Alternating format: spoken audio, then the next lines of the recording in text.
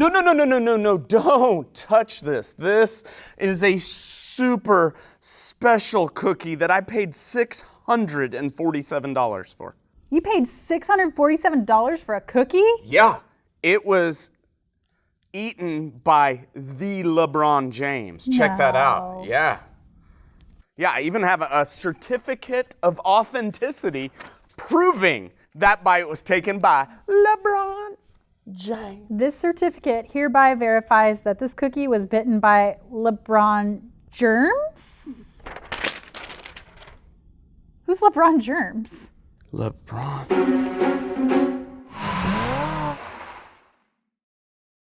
So, how does it taste?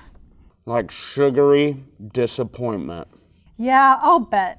By the way, what in the world possessed you to buy a cookie for $647? That's crazy. I know, Jen, it was a big mistake. It's just I'm a huge LeBron James fan. No one loves LeBron more than me. And when I saw that I could own something that LeBron himself had touched, I just couldn't pass it up. You know what that sounds like? Hero worship. That's when we honor and adore the people we look up to more than we should. And I totally get it. There are some athletes and celebrities that I'm crazy about. But I have to be careful because there's only one person who is truly deserving of my worship. That's so true. And you know what? I think today's Bible story shows that exact same thing. It's about some wise men who honored and adored a king, but not just some ordinary king. It was the King of Kings. Actually, I think you should read the story for yourself. In just a second, press pause, open up your Bible, and read the verses on the screen. And when you're done, press play again and join us.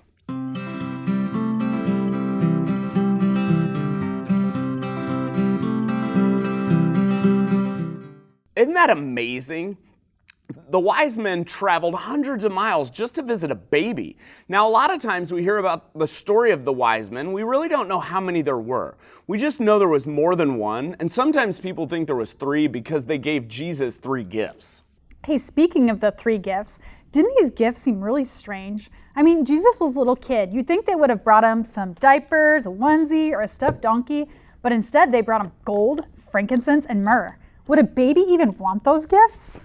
Well, I guess there's only one way to find out. I think it's challenge time. How about this? Jesus was probably about 2 when the wise men showed up and gave him gifts. So let's get a 2-year-old and see what they actually like best. We'll each offer the baby a gift and see whose gift the baby goes for. All right, so I brought a subject matter expert today to figure out really who can give the best gifts. He's super excited, so Jen and I are about to compete and see who has the best gifts for this guy. He's totally ready. All right, Uriah, so your first choice. You can have the gold or you can have the little toy cell phone. Which one you want? Gold. Ooh. Which one you want? It's so pretty. Huh? Ah! 1 point for you, Jennifer, but you know what? Who likes gold anyway? So my next choice, Uriah, this is frankincense. Ooh, do you want some frankincense? Or just a silly lizard toy? Ah! Who would take a lizard over frankincense? All right, Jen, you've won the challenge, but let's go. We got one more toy. This, Uriah, is myrrh. Can you say myrrh?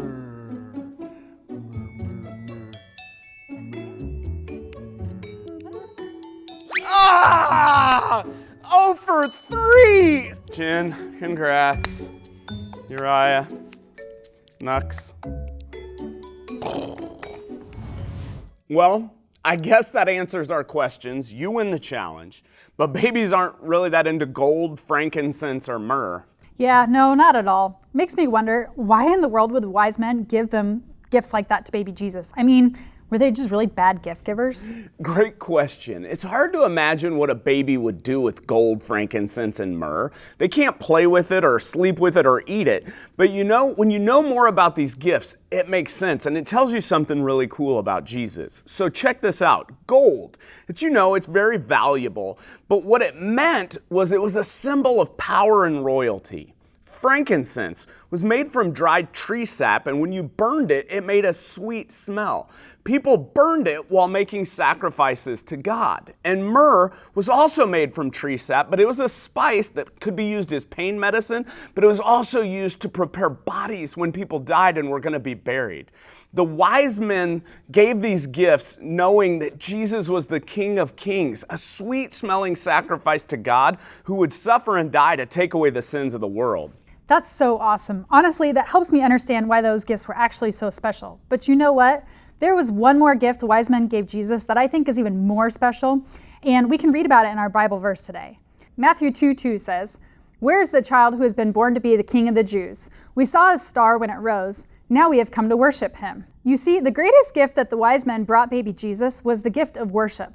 Gold, frankincense, and myrrh were gifts that you would give to a king, but worship is a gift that you would give to God. When the wise men bowed down and worshiped baby Jesus, it was their way of saying that Jesus is God. I think that brings up a really good question. There's a lot of ways that you can worship Jesus. Remember, worship means that you honor and adore someone. You can honor and adore Jesus in all kinds of ways, like singing, like writing, like drawing, serving others, and even giving. So here's my question. What's your favorite way to worship Jesus and why? Press pause and discuss.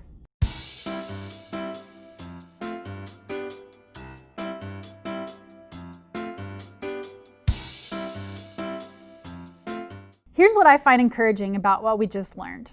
We might not be able to give Jesus gold, frankincense, and myrrh, but we can worship him just like the wise men did. Jen, that's so true. When you worship Jesus, it means that you show him and tell him that you love him with your whole life.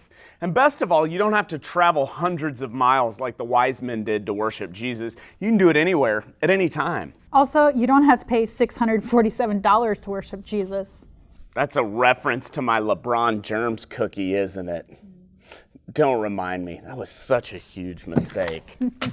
All right, everyone. Thanks for joining us. We'll see you again next week.